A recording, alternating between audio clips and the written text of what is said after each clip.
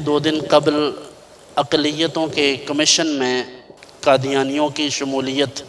کا مسئلہ زیر بحث آیا اور اس حوالے سے کافی چیمگوئیاں ہو رہی ہیں۔ اس پر میں بھی چاہتا تھا کہ ہم اپنا نقطہ نظر لوگوں کے سامنے رکھیں اور جو حق بات ہے وہ اپنے احباب تک پہنچائیں، تاکہ ارباب اقتدار اور ارباب سیاست بھی اس بات کا ادراک کریں کہ حقیقت کیا ہے۔ اگر آج قادیانی کسی کمیشن کا حصہ بنتے ہیں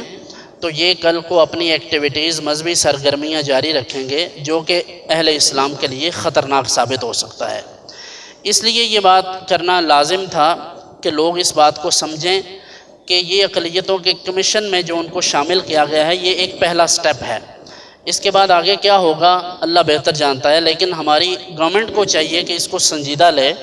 اور سٹیپ بیک کرے۔ ہمارے اہل علم نے یہ لکھا ہے کہ اگر کوئی شخص قادیانی ہو تو لوگوں کو پتہ بھی ہو کہ یہ قادیانی ہے یعنی مرزائی ہے، تو اس کے ساتھ اگر کسی نے تعلق رکھا، اس کے ساتھ باقاعدہ طور پر اپنا جو معاشرتی، جیسے شادی میں بلا لیا کسی کو، اگر کسی کو شادی میں بلایا، کسی کے ہاں شادی میں گیا، تو ظاہر بات ہے کہ یہ سراسر گناہ ہے۔ اور اگر کسی شخص نے اپنی بیٹی کا یا بیٹے کا نکاح کسی قادیانی سے کر دیا تو یہ نکاح نہیں ہوگا، یہ سراسر گناہ عظیم ہوگا، ایسے شخص کے ساتھ نکاح حرام ہے۔ پھر اسی طرح اگر کسی ایسے شخص کا جنازہ پڑا جو قادیانی ہے، مرزائی ہے، جس کے بارے میں پتہ ہے کہ یہ مرزائی ہے، یہ جان بوجھ کر بھی جنازہ پڑا تو جو جنازہ پڑے گا وہ دائرہ اسلام سے خارج ہو جائے گا۔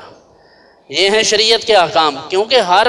ادارے کے، ہر اسکول کے، مدرسے کے، یونیورسٹی کے اور فیکٹری کے، ہر ایک کے اپنے اپنے رولز ہوتے ہیں، اور اسلام کے بھی اپنے رولز ہیں جنہیں اصول دین کہا جاتا ہے۔ حضرت امام ربانی مجدد الفسانی فرماتے ہیں کہ وہ اگر از مسائل ضروریہ دینیہ خلل رفت از دولت نجات اخروی محروم انت، اگر دین کے ضروری مسائل میں انکار تو دور کی بات ہے، صرف شک بھی واقع ہوا کسی کے ذہن میں تو بندہ دائرہ اسلام سے خارج ہو جائے گا۔ تو یہ آسان کام نہیں ہے، دین اسلام کے مسائل کوئی مذاق نہیں ہے کہ کسی نے ٹی وی چینل پر بیٹھ کر جو مرضی بول دیا تو دین آسان ہو جائے گا یا دین مشکل ہو جائے گا۔ یہ اللہ اور اس کے رسول کے عطا کردہ جو تعلیمات ہیں، قرآن و سنت کی جو تشریح ہے، یہ اس کے مطابق ہے۔ لیکن یہ بات ذہن میں رہے کہ یہ مسئلہ ہمارے ایمان کا مسئلہ ہے اور اس پر کسی قسم کی سیاست قبول نہیں کریں گے، کسی قسم کی کوئی مصلحت قبول نہیں کریں گے۔ بہرحال ہمارا مقصد ایجنسیز کو، گورنمنٹ کو یہ بتانا ہے کہ یہ مسئلہ حساس ہے، اس میں دوسری بار یہ کوشش کی گئی ہے پھر سے، پہلے وہ عاطف میاں کو شامل کرنے کا مسئلہ تھا اور اب یہ پھر سے ہوا، تو بار بار اس طرح کی غلطی نہیں کرنی چاہیے گورنمنٹ کو، کیونکہ ہمارا تو یہی ایمان ہے کہ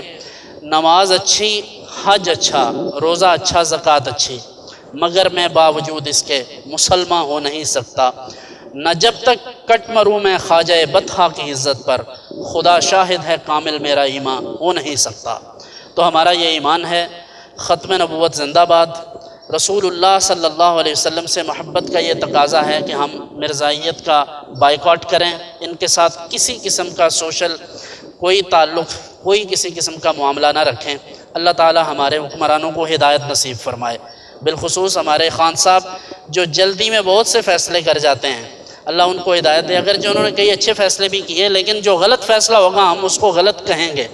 ہم یہ نہیں کہتے کہ ان کو گالی دیں یا جا کر پروٹیسٹ کرنا ہے، ظاہر حالات ایسے نہیں ہیں، لیکن